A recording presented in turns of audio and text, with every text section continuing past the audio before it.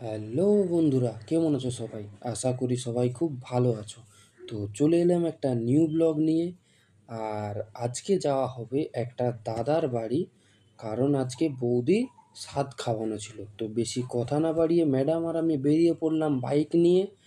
ওদের বাড়িতে পৌঁছে গিয়ে দেখলাম বাইক একবারে লাইন ধরে দাঁড়িয়ে গেছে।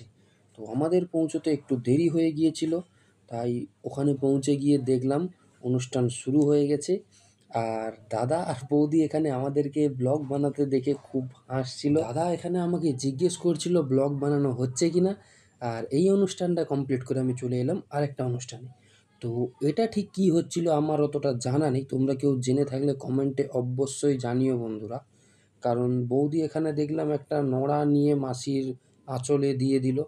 তো এই অনুষ্ঠান কমপ্লিট করে চলে এলাম আমরা খাওয়া দাওয়ার পর্বে। আর খাওয়া দাওয়াতে ছিল ভাত, ডাল, চচ্চড়ি, আলু ভাজা, একটা পটলের তরকারি আর মাছের ঝোল। তো এই সব নিয়ে ম্যাডাম খাওয়া দাওয়া শুরু কমপ্লিট করতে লাগলো। তারপর চলে এলো পায়েস, মিষ্টি। দিকে পায়েস খেতে না খেতেই পাঁপড় চলে আসলো। আর পাঁপড় দেওয়ার পর দেখলাম একটা ভাই জলজিরা দিয়ে যাচ্ছে। তো এই সব দিয়ে ভালো করে খাওয়া দাওয়া কমপ্লিট করে একটু রেস্ট নিয়ে আমরা বেরিয়ে পড়লাম বাড়ির উদ্দেশ্যে। তো চলো বন্ধুরা, দেখা হচ্ছে পরবর্তী ব্লগে।